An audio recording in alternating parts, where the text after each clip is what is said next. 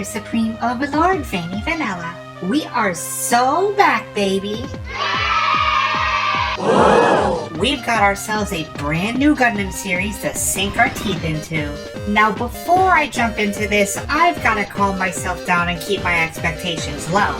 We don't want a repeat of what happened with Witch from Mercury, right? So we are going to review episode 1 of Mobile Suit Gundam GQuuuuuuuuX. Alright, I get it! Okay, so I finally know how to pronounce this thing. Mobile Suit Gundam GQuuuuuuX. When this was announced, I'm not gonna lie, I didn't buy into the hype. The designs looked weird, the characters looked a little off, it just wasn't doing it for me. But after watching the first episode, I was surprisingly pleased and interested in wanting to know more about this new alternative take to the Universal Century. So let's get that spoiler out of the way and jump right into it. Right off the bat, we're introduced to a pair of Zaku's battling it out hand-to-hand combat until the green base shows up.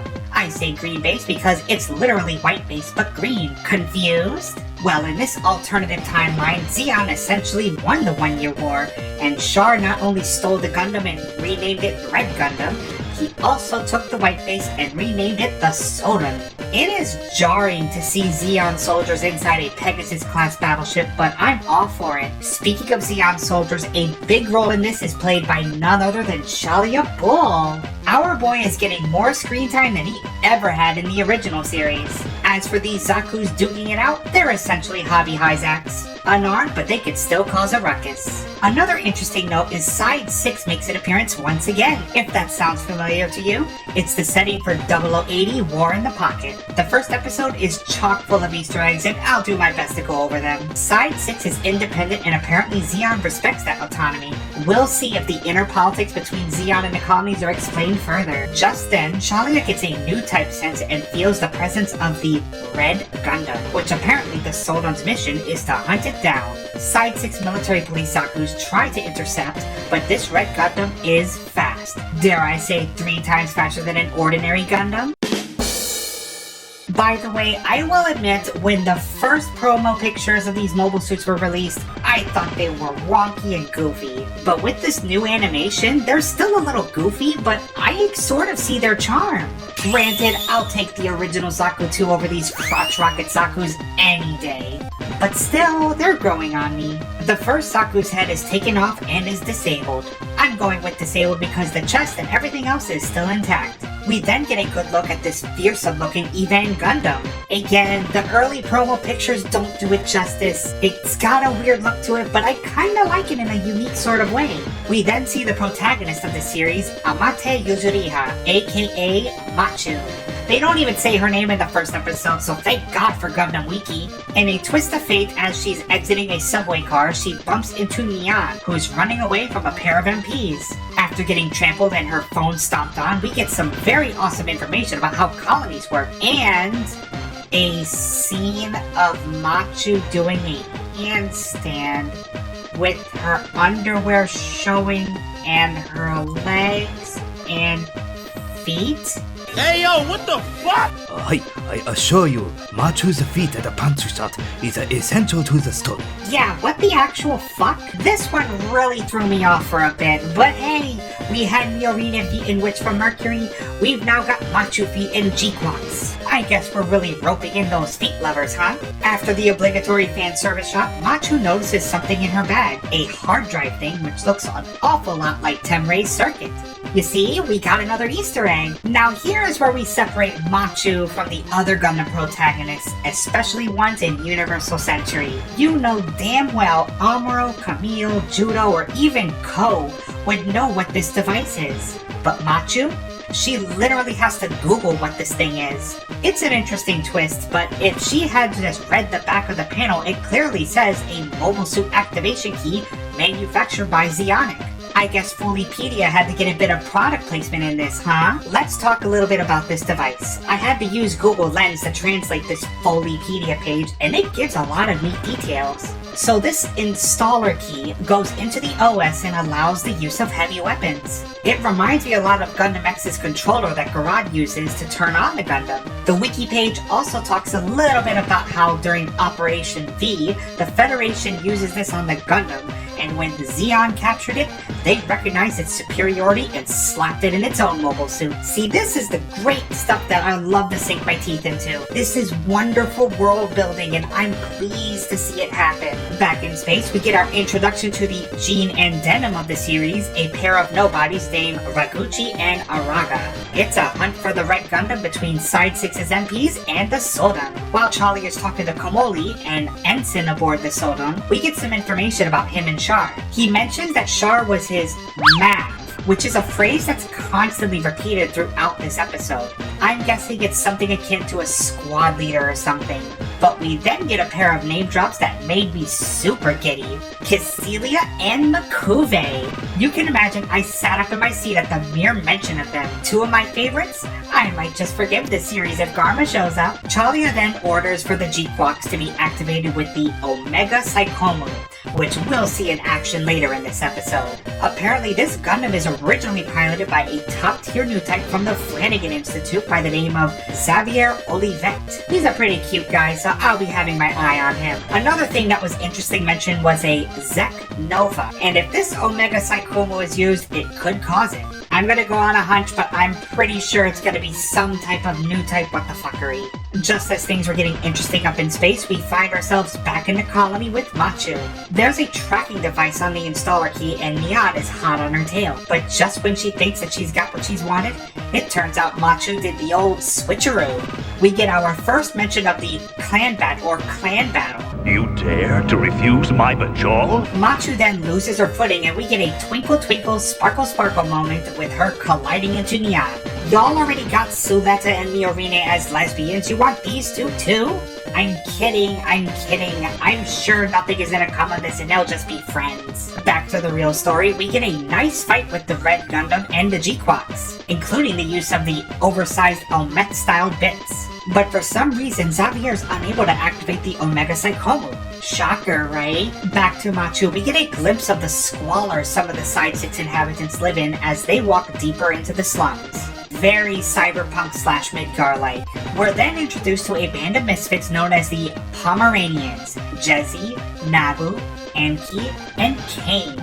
Some of the most Gundam names I've ever heard of. And we had Jubeju from Witch from Mercury. After several goofy Machu faces, Mian hands the installer key to Jezzy. Then we see the Pomeranian Saku too, crotch thruster and all. But then the GQuuuuuuX and the Red Gundam burst through the colony and fight. An interesting note Xavier points out is that the Gundam doesn't use beams inside the colony. Despite blasting through the slums, the Red Gundam seems to be trying to keep damage to a minimum. Though I'm not exactly sure what the Red Gundam is trying to accomplish with moving the bits around the GQuuuuuuX. Regardless, Xavier slams the bits together and they are toast. Also, the Red Gundam shield flies and nearly kills Machu and Mian, but the pilot saves them. Now here's when things start to get interesting. Those two MPs from before, Great Value Gene and Denim, arrive on the scene. They have zero regard for the civilians of their own colony. Araga orders Raguchi to tear off the roofs of the slums to look for the Gundam? Now wait, this is just a little too goofy. They're tearing apart the roofs of the houses to find a giant mobile suit. What are they looking for, the high-grade gun plot? Then Anki says this strange line. Even though Zeon already won the war, we space noids will never be free. And our suffering has no end in sight. She's bitching about Zeon winning the war and yet space droids are still being oppressed. You live in an autonomous colony. Your blame is misplaced. Then again, with future episodes, maybe she'll make sense, but as of right now, I don't like her. Anywho, so witnessing this abuse of power firsthand, this stirs something inside Machu. She decides to take things into her own hands and seizes the Pomeranian Zaku too. With zero experience, she's going to fight a pair of armed mobile suits. After inserting the installer key, the OS and the Model I confirm that the weapons on the mobile suit have become active.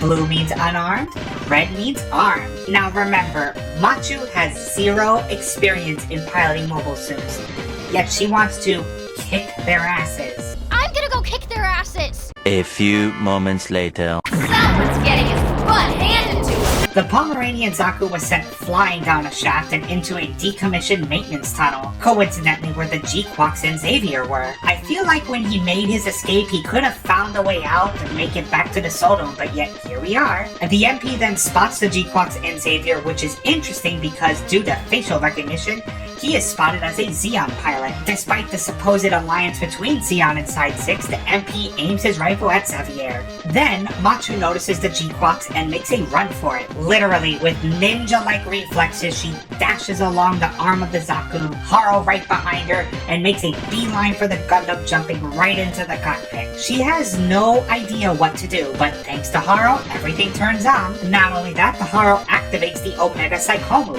How incredibly convenient! The inside of the cockpit changes to a more Evangelion-like control, and you'll see why in a moment. So as the Gundam activates, its face transforms much like how Unicorn transforms. With the Omega Psychomu activated, we get the GQuuuuuuX face reveal. The MP opens fire on the Gundam and Machu instinctively covers up, which in turn the Gundam mimics her movement. Yep, the Omega Psychomu can be used just by the pilot's thoughts, which means Machu is a new type. After grabbing a Heat Hawk on the ground, the Gundam strikes the side of the Zaku and disables it. Thank goodness it wasn't a beam saber, otherwise this could have been the shortest Gundam series of all time. The other MP shows up and has his denim moment. You pay for what you did to G. Nobody takes down my man. And presses on against the Gundam. After a few ricochets, the Gundam falls out of the airlock. So Xavier couldn't just open the fucking airlock and go back to the Sodom? How convenient. With the GQuuuuuuX spinning out of control, it seems over before it starts for Machu. That is until we get the classic new type jingle and a very familiar sound plays. What is that? It's shining like Kira Kira. The red Gundam shows up in this new type space, and the ever so eerie and familiar la-la sound was heard. We'll get into my thoughts about this at the end of the video. So with a surge of plot armor and zero know-how, Machu suddenly knows how to pilot the Gundam. Now before you yap at me with the, well gee Manny, Amuro just had an instruction manual. You didn't give him crap about not knowing how to pilot a mobile suit. How come you're gonna pick on Machu instead of him? Well, Amuro may have read an instruction manual, but he was also a brainiac kid who knew mobile suits inside and out. Outside of underwear showing handstands, we don't know anything about Machu's background, so I'm just gonna go by what I see so far. So Machu gets the upper hand, beats the shit out of the MP, and becomes the victor. Now I'm so thankful that Machu didn't do the Banager thing and faint after using an ounce of new type magic. I cannot stand Banana Binks. After the battle, the Red Gundam is seen zipping by the Sodom, and Chalia gets a chill. It's not Char in the Red Gundam. So just who is piloting the Red Gundam? Oh my goodness, what a first episode, chock full of information and setup. I'm gonna be real with you comrades, I was more interested in Chalia and the Sodom crew than I was with Machu, but then again, I gave Suletta a hard time at first before I became a fan of hers. As for the mystery pilot inside the Red Gundam, it's got to be Lala. It just has to be. There's no other reason why you would throw the Lala sound in there. But the bigger question is, where's Char? And mostly for me, more importantly, where's Garma? Now, what do I think of the first episode? I think it did its job. It sets up a lot, and it's a new take on the Universal Century, which leaves us for wanting more. My biggest fear is, will we have enough episodes to cover everything? Witch from Mercury set up a lot, and only for it to squander it all in the second half. It remains to be seen, but I will say I didn't hate this start. If anything, I just hated the music. It didn't get my blood pumping like past Gundam series have done. Nothing but the opening theme is memorable, and all for the wrong reason. Why couldn't they get Shiro Sagisu, the composer for Evangelion, to do Evan Gundam? Like, come on! Anywho, comrades, that's the video. Please let me know what you think down below. Am I being too harsh about this new Gundam series? Did you enjoy the first episode? Or is this the worst Gundam you have ever seen? I'm always curious about what y'all have to think, and I am excited to watch the next exciting episode, The White Gundam. Wait, like Victory Gundam? Like the white guy? 白いやつだと Until next time, comrades. Bye! Congratulations, you made it to the end. The cringe is over, unless you want more. Do it. Click those videos in the box. Do it. Do it. Please tell me this thing isn't a